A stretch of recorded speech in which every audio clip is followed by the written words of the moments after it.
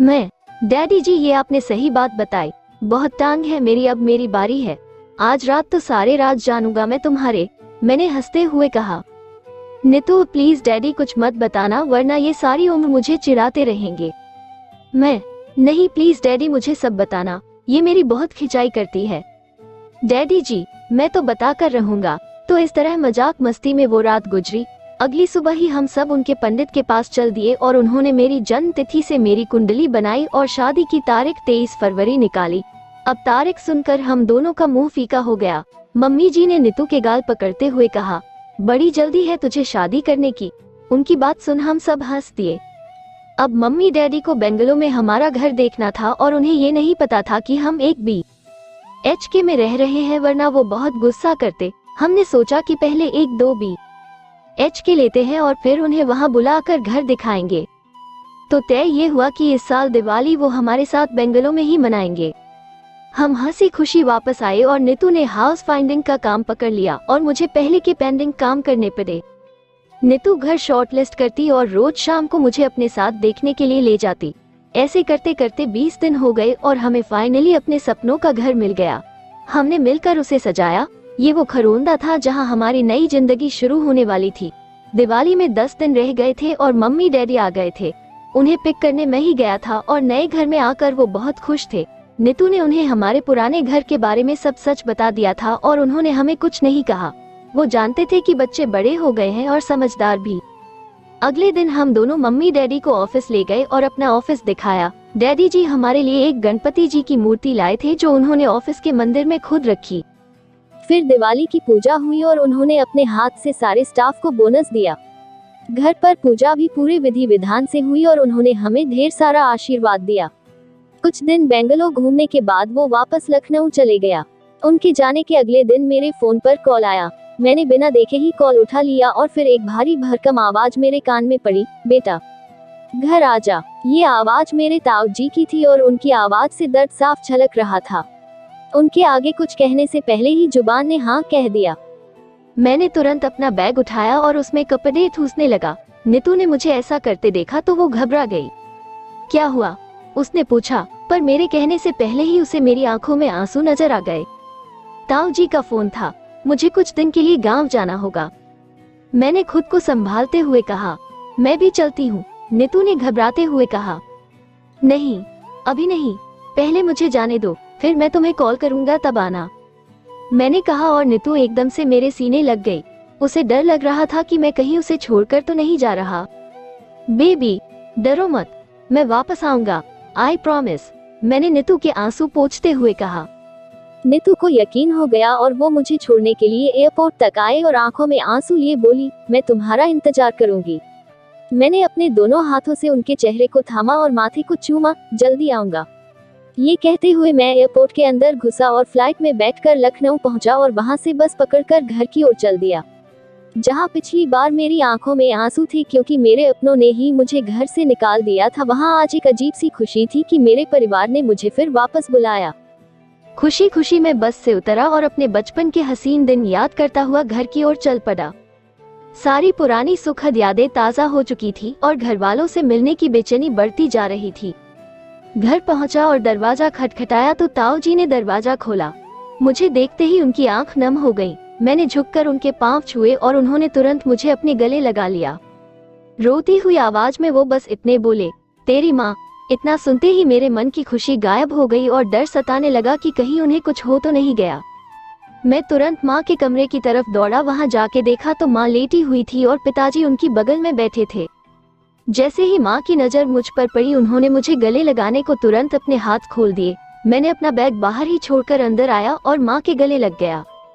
माँ का शरीर कमजोर हो गया था पर अब भी उनके कलेजे में वो तपिश थी जो पहले हुआ करती थी।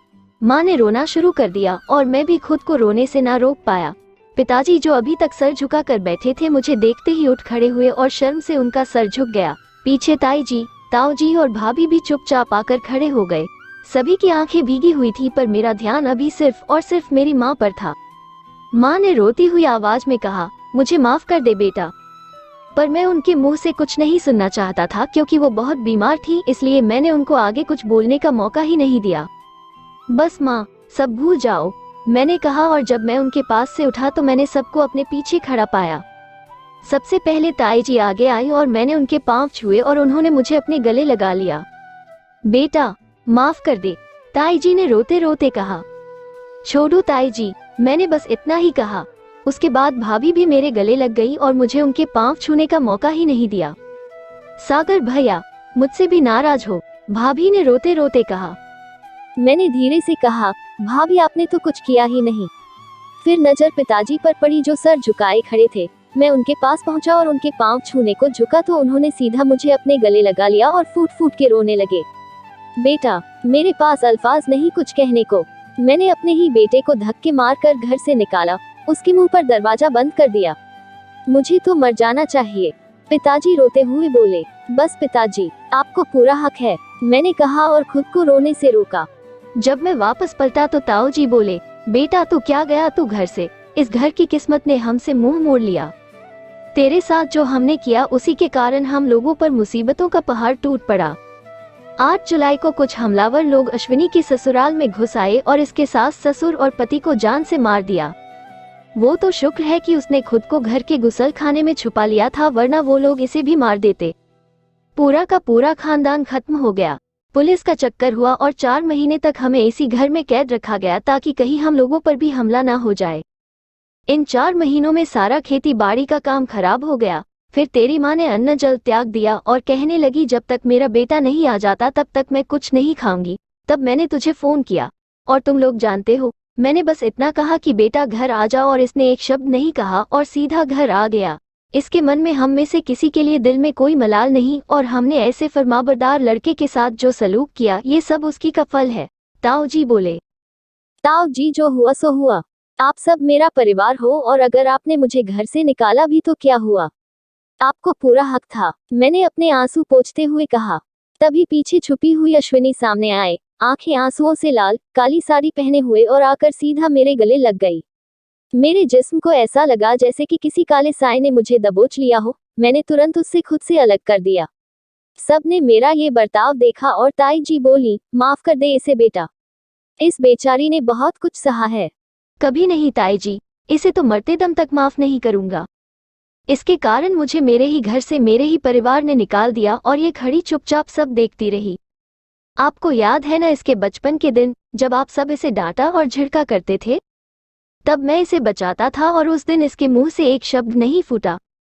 ये सुनकर सबका सर झुक गया। मेरे दिल में आग तो इस बात की लगी थी कि इस लड़की ने मुझे अपने प्यार के जाल में फंसाकर मेरा इस्तेमाल किया, पर वो मैं कह नहीं सकता था, इसलिए मैंने बात को नया मोड़ दिया था।